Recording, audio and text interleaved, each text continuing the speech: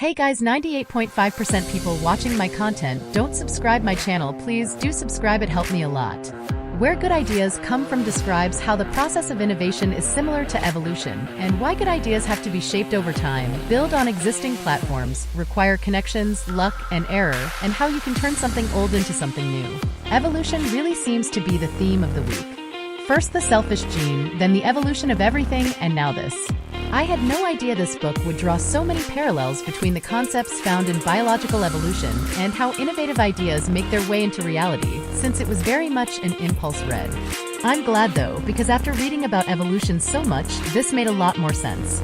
Author Steven Johnson has written 9 books, frequently contributes to the New York Times, the Wall Street Journal, and the Financial Times, has founded several startups, and now runs a TV show about innovation named after one of his many bestsellers, How We Got to Now. Here are 3 lessons from one of his most popular books to help you come up with more great ideas yourself. Platforms function as springboards for innovations. You can make lucky breaks more frequent by sharing your ideas with others. Look at old things and think about how you can make them useful again. Ready for a trip to the fountain of great ideas? Let's take a walk to see where good ideas come from. Lesson 1. By building innovations on existing platforms, you can leverage accomplishments of the past. In ecology, there's the concept of keystone species. Imagine there's a small forest close to your hometown, which hosts almost no predators. This is a great environment for small mammals like rabbits or rodents, and chances are their population will grow fairly quickly. However, exponential population growth among just one species usually leads to a scarcity of resources quite fast. If the rabbits eat all the plants, there'll soon be nothing left.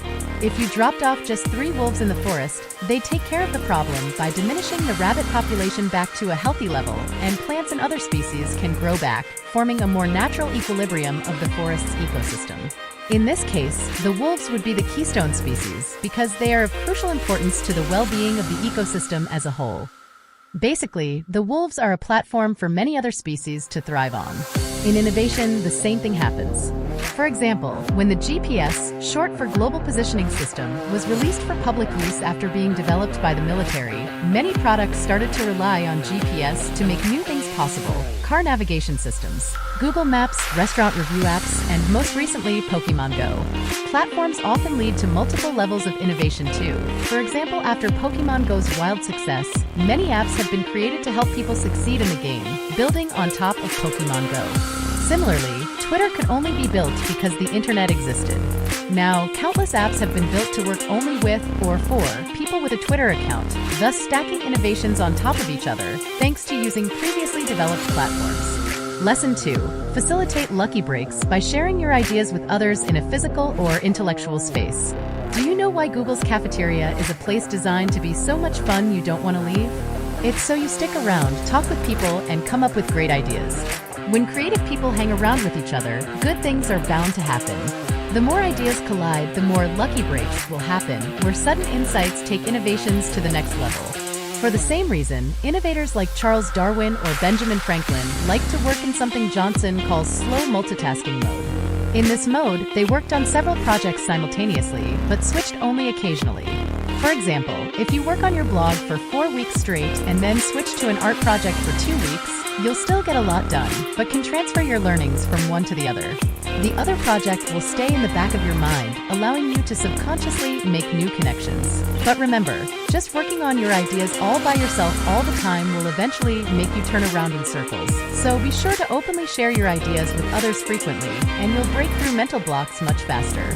Lesson 3. A great way to innovate is to take something old and tinker with it to see if you can make it useful again. In biology, there's something called exaptation.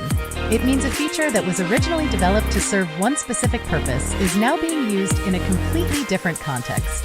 For example, birds evolved to have feathers in order to be able to regulate their temperature. They can expose their heads and feet to cool down or hide them beneath their feathers to stay warm. But what are birds most popular for? Flying. Of course, they could never do it without their feathers, but funnily, that's not what they developed them for. Ideas are often repurposed too. Trying to give something old a new use is one of the best ways to come up with good ideas. The World Wide Web was originally just a network for scholars to get easier access to research material. But when people discovered it had come in handy for shopping, an entirely new use of the network was found. Johannes Gutenberg based his printing press on something that was over 1,000 years old at the time, the wine screw press.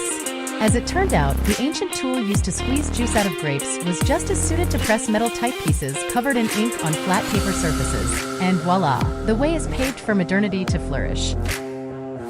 So the next time you come across something old and seemingly useless, stick with it for a while and think about if you could make it useful in an entirely new way.